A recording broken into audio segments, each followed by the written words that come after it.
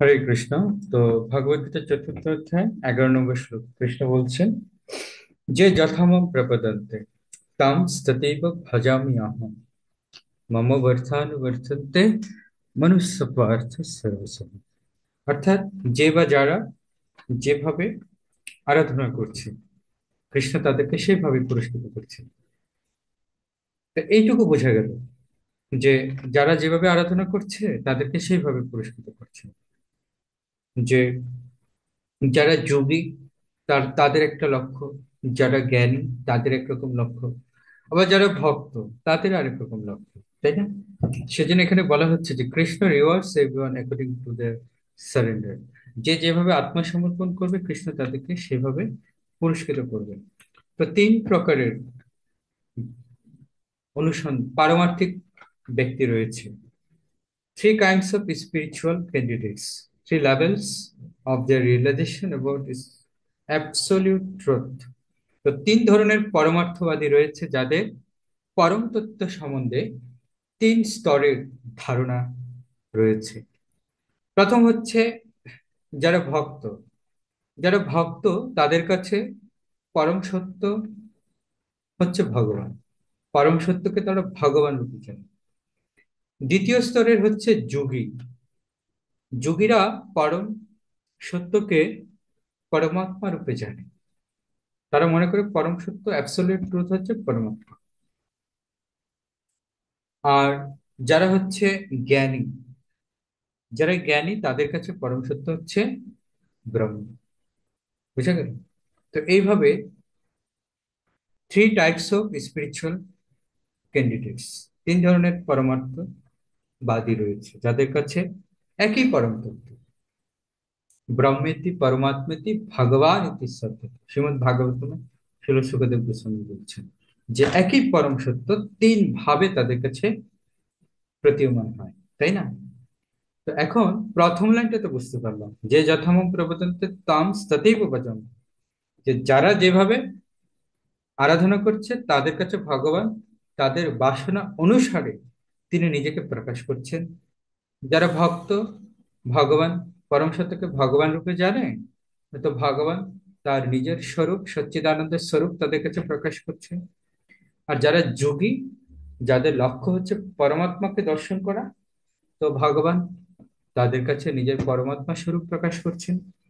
আর যারা জ্ঞান, যাদের লক্ষ্য হচ্ছে নির্বিশেষ ব্রহ্মজ্যোতিতে লীন হয়ে যাওয়া, তো তারা অন্তিমে নির্বিশেষ ব্রহ্ম জ্যোতিতে নির্বাণ লাভ করছে, তাই না? তো এই লাইনটা তো বুঝতে পারলাম, কিন্তু পরের যে লাইনটা বলা হচ্ছে মম বর্তানুবর্তন্তে মনুষ্য পার্থ সর্বসহ। হে পার্থ, সকলেই সর্বতোভাবে আমার পথ অবলম্বন করছে, কৃষ্ণ বলছেন। তো আমরা তো দেখলাম প্রথম লাইনে প্রত্যেকে ভিন্ন ভিন্ন ভাবে ভগবানের পন্থা অবলম্বন করছে। যেমন যারা জ্ঞানী, যাদের লক্ষ্য হচ্ছে নির্বিশেষ ব্রহ্মে লীন হওয়া। এখন একজন জ্ঞানীর যে পন্থা, আর একজন যোগীর যে পন্থা, আর একজন ভক্তের যে পন্থা, এই তিন পন্থাকে তো আমি এক বলে সমজ্ঞান করতে পারি না, তাই কি না? কারণ ধরুন কুমিল্লা থেকে আপনি ঢাকার দিকে রওনা দেবেন। এখন কুমিল্লা থেকে যে গাড়িটা ঢাকার উদ্দেশ্যে রওনা দিচ্ছে, আপনি কি কখনো বলতে পারেন এই গাড়ির 40টা সিটের 40 জন যাত্রী সায়দাবাদ এসে পৌঁছাবে? না। কিছু যাত্রী হয়তো নারায়ণগঞ্জ নেমে যাবে, কিছু যাত্রী হয়তো কাঁচপুরে নেমে যাবে, কিছু যাত্রী হয়তো চিটাগাং রোড নেমে যাবে, আর কিছু যাত্রী হয়তো সায়দাবাদ এসে পৌঁছাবে। তো প্রত্যেকে তো কুমিল্লা থেকেই যাত্রা শুরু করেছিল, কিন্তু সায়দাবাদ পর্যন্ত সবার যাত্রা শেষ হয়নি। তো সেই রকম ভাবে যত রকমের পরমার্থবাদী রয়েছে তাদের যে গোল, সেই গোল পর্যন্ত তারা পৌঁছাবে, কিন্তু তার উপরে তারা আর পৌঁছাবে না। কারণ তাদের গোলটাই ছিল ওই পর্যন্ত। সেই জন্যে প্রত্যেককে ভগবানকেই অনুসরণ করছে। অর্থাৎ আমি যে উদাহরণটা দিলাম, প্রত্যেকে ঢাকামুখী যাত্রা শুরু করেছে, কিন্তু তার মানে এই নয় যে প্রত্যেকেই ঠিক ঢাকা সিটিতে এসে পৌঁছাবে। কারণ প্রত্যেকের ডেস্টিনেশন কিন্তু ঢাকা সিটি না, কিন্তু প্রত্যেকের গন্তব্যের যে লক্ষ্য সেটা কিন্তু ঠিক। সেটা কোন দিকে? কুমিল্লা টু ঢাকা, তাই কি না? কুমিল্লা টু ঢাকামুখী যে ট্রান্সপোর্ট রয়েছে, সেই ট্রান্সপোর্টে করে ঢাকামুখী যাত্রা তারা শুরু করেছে। এইটুকু কিন্তু প্রত্যেকের সেম, কিন্তু ডেস্টিনেশনটা কিন্তু সেম না, তাই না? তো সেজন্য বলা হচ্ছে everyone is looking for Krishna in different aspects of his manifestation. তো প্রত্যেকে অনুসন্ধান করছে যে ভগবানের যে প্রকাশ, তার বিভিন্ন দিক, দিকের প্রতি প্রত্যেকে অনুসন্ধান করছে। কেউ ভগবানের যে পরম ব্রহ্ম থেকে যে দিব্য জ্যোতি বেরোচ্ছে সেই জ্যোতিকে লক্ষ্য করছে, সেই জ্যোতিতে লীন হয়ে যেতে চাইছে। যেরকম কীট পতঙ্গ, কিছু পতঙ্গ দেখা যায় রাতের অন্ধকারে যেখানে আগুন জ্বলতে থাকে, সে আলো দেখার সাথে সাথেই সেখানে ঝাঁপিয়ে পড়ে, তাই না? তো সেরকম ভগবানের দেহ নির্গত রশ্মিচ্ছটা যাকে বলা হয় ব্রহ্মজ্যোতি, কিছু কিছু আত্মা সেই ব্রহ্মজ্যোতি দেখেই মুগ্ধ হয়ে যায়। সে ব্রহ্মজ্যোতিকেই তাদের জীবনে চরম লক্ষ্য বলে তারা মনে করে, যে সেখানে লীন হতে পারলে মুক্তি, বাস। আর তাদের ঊর্ধ্বে যারা আছে যোগী, তারা মনে করে যম নিয়ম আসন প্রাণায়াম প্রত্যাহার ধারণা ধ্যান সমাধি, এই অষ্টাঙ্গ যোগ অনুশীলনের মাধ্যমে হৃদয়ে যদি পরমাত্মাকে আমরা দর্শন করতে পারি, বাস, আমাদের জীবন সার্থক। এটা হচ্ছে যোগীদের কনসেপ্ট। আর তার ঊর্ধ্বে হচ্ছে ভক্ত, যে মনে করে যে ভগবানের সাথে আমার প্রেমময়ী সম্পর্ক যদি আমি পুনর্স্থাপন করে ভগবানের সেবায় যুক্ত হতে পারি, তাহলে আমার জীবন সার্থক। তাহলে প্রত্যেকে কিন্তু ভগবানকে লক্ষ্য করেই অগ্রসর হচ্ছে, কিন্তু আলটিমেট ডেস্টিনেশনে কিন্তু সবাই পৌঁছাতে পারছে না। তার আগেই অনেকে থেমে যাচ্ছে, কারণ তাদের গোলটা ওই পর্যন্তই ছিল। সেজন্য বলেছে Krishna is object of everyone's realization. প্রত্যেকের উদ্দেশ্য কিন্তু কৃষ্ণ। কৃষ্ণ বুকে শিল প্রভুপাদ প্রস্তাবনা শুরুতে লিখছে যে লীলা পুরুষোত্তম ভগবান, আপনারা দেখবেন ওখানে প্রভুপাদের প্রথম লাইনটি হচ্ছে প্রত্যেকেই এই জগতে কৃষ্ণকে খুঁজছে। আপনি দেখুন, কি ভক্ত, কি অভক্ত, কি জড়বাদী, materialist or spiritualist, everyone is looking for Krishna. প্রত্যেকেই ভগবানকে খুঁজছে। কিভাবে? যারা ভক্ত তারা তো খুঁজছে, আমরা জানি। যারা অন্যান্য পরমার্থবাদী, একটু আগে আমরা বুঝতে পারলাম, তারাও খুঁজছে। এখন প্রশ্ন হচ্ছে যারা জড়বাদী তারাও কি খুঁজছে ভগবানকে? হ্যাঁ, তারাও খুঁজছে। তারাও ভগবানের দিকে বা গন্তব্যটা ভগবতমুখী সেই লক্ষ্যে যাওয়ার চেষ্টা করছে। কিরকম? যেমন জড়বাদীরা অনেক পরিশ্রম করছে। অনেক পরিশ্রম করছে কেন? একটু ভালো থাকার জন্য। অনেক পরিশ্রম করছে কেন? একটু ঐশ্বর্য লাভ করার জন্য। অনেক পরিশ্রম করছে কেন? একটু অর্থ উপার্জন করে তাদের জীবনের প্রয়োজনীয় সমস্ত বিষয়গুলি মিটিয়ে তারা যেন সমস্ত রোগ দুঃখ থেকে মুক্ত হয়ে একটি সুন্দর স্বাচ্ছন্দ্যময় জীবন তারা লাভ করতে পারে। সেই লক্ষ্যেই কিন্তু সবাই কাজ করছে। আপনি এমন কাউকে দেখেছেন যে সে খুব খুব কঠোর পরিশ্রম করছে দুঃখে থাকার জন্য বা দুঃখময় জীবনকে বরণ করার জন্য? না, বরঞ্চ পরিশ্রম না করলেই প্রত্যেকের জীবনে হতাশা, দুঃখ, ফ্রাস্ট্রেশন, এনজাইটি, এই সমস্ত কিছু কাজ করে। তো এগুলি থেকে মুক্ত হওয়ার জন্যই প্রত্যেকে কঠোর পরিশ্রম করছে। তার মানে আপনি দেখুন, আমরা যদি দেখি পারমার্থিক জগৎটা কিরকম, সেখানে কি নেই? কোনো জন্ম নেই, মৃত্যু নেই, জরা নেই, দুঃখ নেই, রোগ নেই, ব্যাধি নেই, শুধু আনন্দ, সুখ আর আনন্দ, তাই কি না? তাহলে প্রত্যেকে কিন্তু সেই জীবনটাই চাইছে। প্রত্যেকে চাচ্ছে আমি যেন কখনো জরাগ্রস্ত না হই, আমি যেন কখনো রোগাগ্রস্ত না হই। অর্থাৎ প্রত্যেকে চিন্ময় জগতে যে আনন্দ, চিন্ময় জগতের বাসিন্দাদের মতো হতে চাইছে। অর্থাৎ প্রত্যেকে ইনডিরেক্টলি ভগবত মুখী হওয়ার চেষ্টা করছে, বাট প্রপার ওয়েতে না। যেমন কুমিল্লা থেকে কেউ ঢাকা আসতে চাইছে, এখন কেউ যদি বোকা হয়, সে গাড়িতে না উঠে সে চিন্তা করবে আমার তো দুই পা আছে, কেন আমি গাড়ি ভাড়া খরচ করে গাড়িতে করে ঢাকার উদ্দেশ্যে রওনা দিই, আমি হেঁটে হেঁটেই যাব। হ্যাঁ, তাহলে ও আলটিমেটলি ঢাকা আসতে পারবে? ঢাকা আসার আগেই তো ওর দুই পায়ে ব্যথা শুরু হয়ে যাবে হাঁটতে হাঁটতে, তাই কি না? তাহলে ও কিন্তু ঢাকা উদ্দেশ্যে রওনা দিয়েছিল, কিন্তু পৌঁছাতে পারেনি। কেন পৌঁছাতে পারেনি? কারণ ও যেভাবে রওনা দিয়েছে সেভাবে কোনোদিনই পৌঁছানো সম্ভব না। তার মানে গন্তব্যে পৌঁছানোর লক্ষ্যটা ঠিক ছিল, কিন্তু অয়েটা ঠিক ছিল না। পন্থা, যে পন্থা অবলম্বন করেছে সে পন্থাটা ঠিক ছিল না। তো ঠিক সেরকম যারা জড়বাদী তারাও ভগবানকে অনুসরণ করছে। সেজন্য বলা হচ্ছে Krishna is object of everyone's relation, প্রত্যেকের অবজেক্ট হচ্ছে কৃষ্ণ। কিন্তু সঠিক পন্থা অবলম্বন না করার কারণে তারা কৃষ্ণের কাছে পৌঁছাতে পারছে না। ঠিক আছে? Krishna reciprocate based on desires.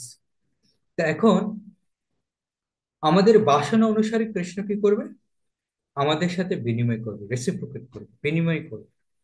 যেমন যারা ফ্রুইটিভ ওয়ার্কার, মানে যারা হচ্ছে কর্মী, হুম, যারা হচ্ছে কিছু আছে কর্মী, হুম, তো তাদের সাথে ভগবান কিভাবে রেসিপ্রোকেট করে, তাদের সাথে ভগবান কিভাবে রেসিপ্রোকেট করে বা প্রীতি বিনিময় করে? না, কর্মীদেরকে ভগবান কি করে? তাদেরকে বিভিন্ন জ্ঞানৈশ্বর্য প্রদান করে। কর্মীদেরকে ভগবান, যেমন বিশেষ করে তারা তো সরাসরি ভগবানের শরণাগত হয় না, ভগবানের বিভিন্ন শক্তির শরণাগত হয়। ভগবানের বিভিন্ন শক্তি হচ্ছে তার দেবতা, তাদের শরণাগত। আর দেবতারা ভগবানের কাছ থেকে নিয়ে তার ভক্তকে দেয়। এভাবে ইনডিরেক্টলি ভগবান কর্মীদেরকে কি করে? তাদের প্রাপ্য বস্তু প্রদান করে। কেউ হয়তো সুন্দরী রমণী চাইছে, কেউ হয়তো সুন্দর সুদর্শন পুরুষ চাইছে, কেউ হয়তো ধন চাইছে, জন চাইছে, বিভিন্ন বাসনা তাদের। তো সেগুলিকে ভগবান চরিতার্থ করে। এভাবে কর্মীদের সাথে ভগবানের প্রীতি বিনিময় হচ্ছে। যারা ইম্পার্সোনালিস্ট অর্থাৎ নির্বিশেষবাদী, তাদের সাথে ভগবান কিভাবে প্রীতি বিনিময় করছেন? না, ব্রহ্মজ্যোতিতে তাদেরকে ট্রান্সফার করে দিচ্ছে। যেহেতু তাদের উদ্দেশ্য হচ্ছে ভগবানের দিব্য জ্যোতিতে লীন হয়ে যাবে, তাই ভগবান তাদেরকে ব্রহ্মজ্যোতিতে পাঠিয়ে দিচ্ছে। যারা যোগী, তাদেরকে ভগবান কিভাবে রেসিপ্রোকেট করছে তাদের সাথে? না, mystic powers. Lord Krishna is providing different types of mystic powers to the yogi. তো যোগীদেরকে বিভিন্ন যোগসিদ্ধি প্রদান করছে। অনিমা, লঘিমা, তারপর হচ্ছে গরিমা, কাম বশয়িতা, প্রাকাম্য, এরকম 8 প্রকার সিদ্ধি আছে। যোগীরা সাধারণত অনেক তপস্যা করে এই অষ্টাঙ্গ যোগ অনুশীলন করে একটাই লক্ষ্য, যে কিছু অষ্টসিদ্ধি ওরা লাভ করবে। আর তাদের মধ্যে যারা ভালো যোগী তাদের লক্ষ্য হচ্ছে পরমাত্মাকে দর্শন। কিন্তু তার নিচে যারা, তাদের লক্ষ্য হচ্ছে কিছু সিদ্ধি প্রাপ্ত হবে। কুম্ভ মেলাতে প্রতি বছর দেখা যায় এরকম অনেক যোগী আসে। ওরা জলের নিচে ডুব দিয়ে এরকম দিনের পর দিন থাকতে পারে। তারপর হচ্ছে আগুন দিতে পারে। আপনার ফেসবুকে এ ধরনের ভিডিওগুলি দেখে থাকতে পারেন। এখন যারা সাধারণ লোক তারা কিন্তু বুঝতে পারে না, তারা একটু ভেলকিবাজি দেখে তাদের প্রতি আকৃষ্ট হয়ে যায়। ও, উনি হচ্ছে ভগবান, ও ভগবান মর্তলোকে নেমে এসছে, দেখো ভগবান আগুনের উপর দিয়ে হাঁটছে, কিছুই হচ্ছে না। কিন্তু আমাদের বুঝতে হবে এগুলি হচ্ছে যোগসিদ্ধির ফলে ভগবানের থেকে প্রাপ্ত শক্তি। সে শক্তি প্রদর্শন করছে মানে, তাই না? আর ডিভোটিস, যারা ভক্ত, তাদের সাথে ভগবান কিভাবে রেসিপ্রোকেট করছেন? না, বলা হচ্ছে 5 primary রসস। Lord Krishna is reciprocating with his own devotees with 5 different types of mellow, বিভিন্ন 5 প্রকার রসের মাধ্যমে। যেমন হচ্ছে শান্ত আর নিউট্রালিটি, তারপর হচ্ছে দাস্য আর সার্ভিটরশিপ, তারপর হচ্ছে সখ্য বা ফ্রেন্ডশিপ, তারপর হচ্ছে বাৎসল্য বা প্যারেন্টশিপ, তারপর হচ্ছে মাধুর্য বা কনজুগাল লাভ রিলেশনশিপ। এই 5টা মুখ্য রসে ভগবান তার ভক্তের সাথে কি করছেন? ভাব বিনিময় করছেন।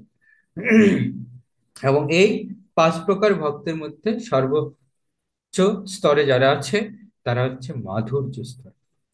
তো আমি আশা করি যে এই পুরুষ লোকের প্রতিপাদ্য যে বিষয়টা, এটা আপনারা বুঝতে পেরেছেন যে সামারি যদি বলি, প্রত্যেকেই ভগবানকে অনুসরণ করছে, কিন্তু ভিন্ন ভিন্ন পন্থা। সেজন্য একটা কোট আছে, যেটা তথাকথিত হিন্দুরা সবসময় আওড়ায়, যতমত ততপথ। আপনারা শুনে থাকবেন, রামকৃষ্ণ পরমহংসদেবের একটা খুব বিশ্ববিখ্যাত বাণী, যতমত ততপথ।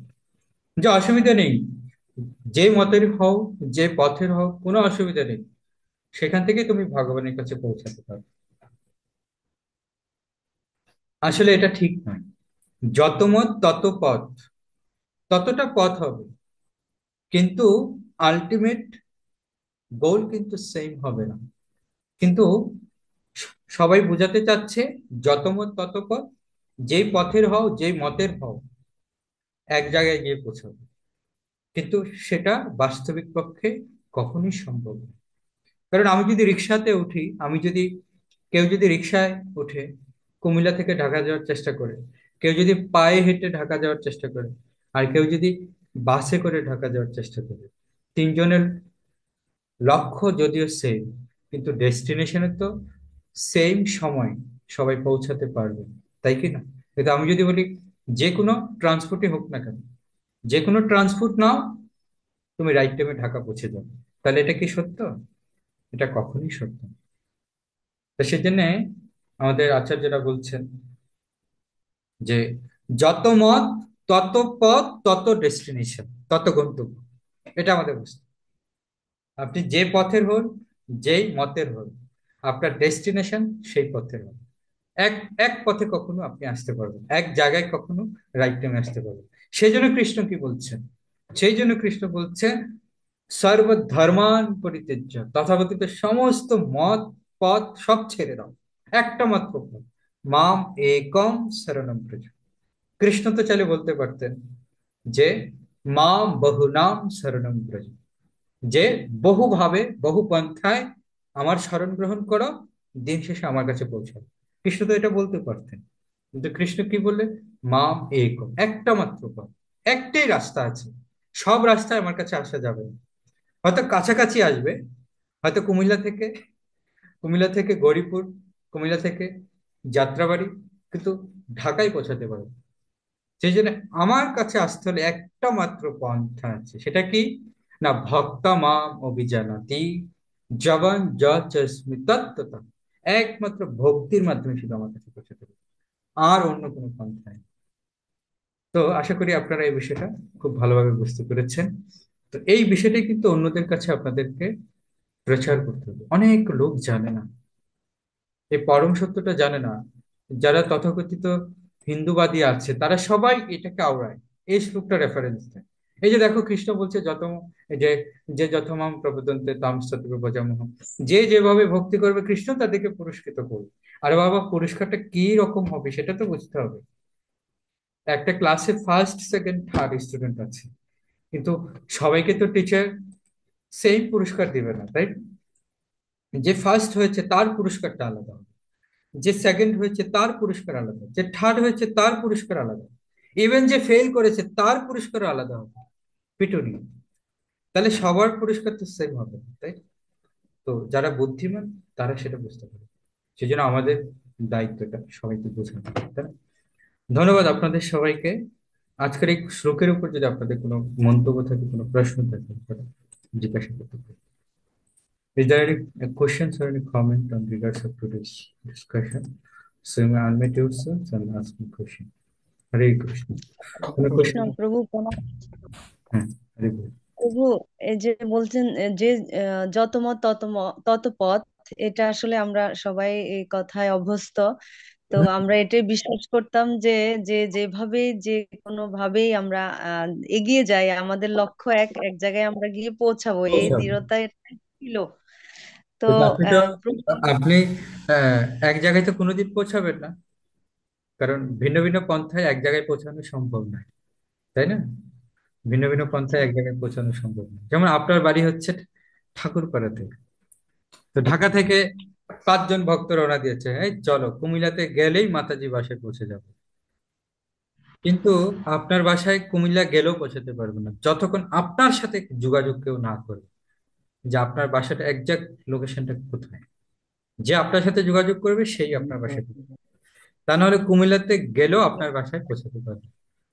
তো ঠিক সেরকম ভগবানের সাথে যারা কানেক্টেড হবে তারাই শুধু ভগবানের নির্দেশিত পন্থা অনুসরণের মাধ্যমে তার কাছে পৌঁছাতে পারে।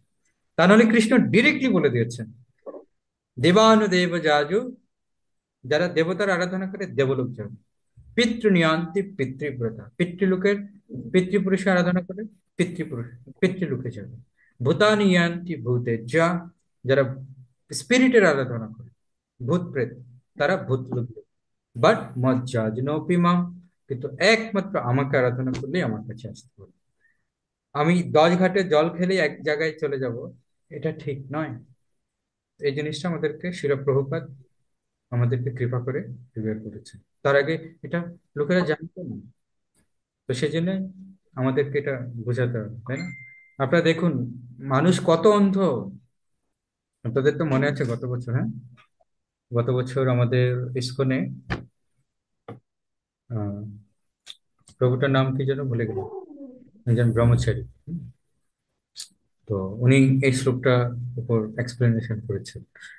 হ্যাঁ, তো ভারতের হিন্দুরাই ওর বিরুদ্ধে লেগে গেছে যে কেন রামকৃষ্ণ পরমহংসদেবের এই এই কোটেশনের। শ্রীপাদ অমুক লীলা প্রভু। হ্যাঁ, শ্রীপাদ অমুক লীলা প্রভু। অমুক লীলা প্রভু, অমুক right, লীলা। অমুক লীলা প্রভু। তো অমুক লীলা প্রভু এর প্রবচন শোনার পরে সব ভারতবাসীরা গর্জে উঠেছে। হ্যাঁ, উনি কেন রামকৃষ্ণ পরমহংসদেবের মতো একজন মহাপুরুষের এই বাণীর নিন্দা করেছেন। তা এখন আমরা বুঝতে পারছি যে ওনারা মহাপুরুষ হতে পারেন, বাট ভগবানের শুদ্ধ ভক্ত, তার স্থিতি অনেক উপরে। কেউ যোগী হতে পারে, মহাপুরুষ হতে পারে, তাকে আমরা সম্মান করি, রেসপেক্ট করি, বাট তার আদর্শটাকেই আদর্শ রূপে স্বীকার করতে হবে সেরকমটা নয়। ভগবত ভগবান কৃষ্ণের নির্দেশিত পন্থা যারা পুঙ্খানুপুঙ্খভাবে অনুসরণ করবে তাদেরকে আমরা ফলো করব। সেই জন্যই কৃষ্ণ বলছেন এবং পরম্পরা প্রাপ্ত মেনে, পরম্পরা অনুসারেই ভগবদ্গীতার জ্ঞান লাভ করতে হবে। যার তার কাছে গিয়ে এই জ্ঞান লাভ করলে এই জ্ঞান লাভ করা যাবে না, তাই না? ধন্যবাদ। আর কারো কোনো কিউরি? ওকে, ধন্যবাদ সবাইকে। তাহলে আমরা পরের সপ্তাহে চতুর্থ অধ্যায় 13 নম্বর শ্লোকের উপর আমরা আলোচনা করব। আপনাদের চরণে প্রার্থনা থাকবে আপনারা 13 নম্বর শ্লোকটা সকলে মেমোরাইজ করবেন, এবং আপনাদের যারা আছে, আপনার সন্তান কিংবা আপনার যারা অনুগামী আছে, আপনার পত্নী, পরিবার, পরিজন, তাদেরকে অনুপ্রাণিত করবেন শ্লোক শেখার জন্য। শ্লোক শিখলে দুটো লাভ আছে। একটা লাভ হচ্ছে প্রভু নাম্বার দাদা। spiritually আপনি অ্যাডভান্স হবেন, আপনার স্পিরিচুয়াল প্রভু নাম্বার উইথ। দাও। প্রভু না না ইয়ে না। প্রভু দ্বিতীয়ত নাম্বার আমি দাও। যেটা বললাম, যেহেতু এগুলি হচ্ছে দিব্য প্রভু শ্লোক, নাম্বার। দিব্য শ্লোক রিসাইট করার সাথে সাথেই আমাদের অনেক পাপের ক্ষয় হয়। বুঝতে পেরেছেন? তো সেজন্য প্রত্যেককে অনুরোধ করা হলো যে আপনারা প্রত্যেকে শ্লোক শিখবেন এবং আপনাদের পরিবারের ফ্যামিলি মেম্বার যারা রয়েছে তাদেরকে অনুপ্রাণিত করবেন শ্লোক শেখার জন্য। কেমন? জয় শ্রীকৃষ্ণ চৈতন্য প্রভু নিত্যানন্দ, শ্রী জয় অদ্বৈত শ্রীকৃষ্ণ গদাধর চৈতন্য শ্রীবাসাদি গৌর ভক্তবৃন্দ। হরে কৃষ্ণ হরে হরে কৃষ্ণ কৃষ্ণ হরে কৃষ্ণ কৃষ্ণ কৃষ্ণ হরে হরে, হরে হরে রাম হরে রাম হরে রাম রাম রাম রাম রাম হরে হরে। হরে জগৎগুরু শিল প্রভুপাদ কি, সমবেত গৌর ভক্ত জয় কি, কৃষ্ণ পবিত্র জয় পুত্র হরে কৃষ্ণ প্রভু। দাস ব্রত তিথি কি, জয় হরিবাস রে হরি কথা কি। জয় আজকে আমাদের একাদশীটাও খুব সার্থক হলো যে আমরা ভগবানের মহিমা কীর্তনের মাধ্যম দিয়ে সাড়ে তিন তিন তিনটা। একাদশী পালন করলাম। তো আপনাদের সবাইকে আবারও ধন্যবাদ জানাই। বাঞ্ছা কল্পতরুভ্যশ্চ কৃপা সিন্ধু ভ্যবচ্ছ কৃপা সিন্ধু ভগবতী পূজা পাবনি বৈষ্ণবী। অনন্ত কোটি বৈষ্ণব বৃন্দ কি, শিল প্রভুপাদ কি, জয় গৌর প্রেমানন্দে। জয়।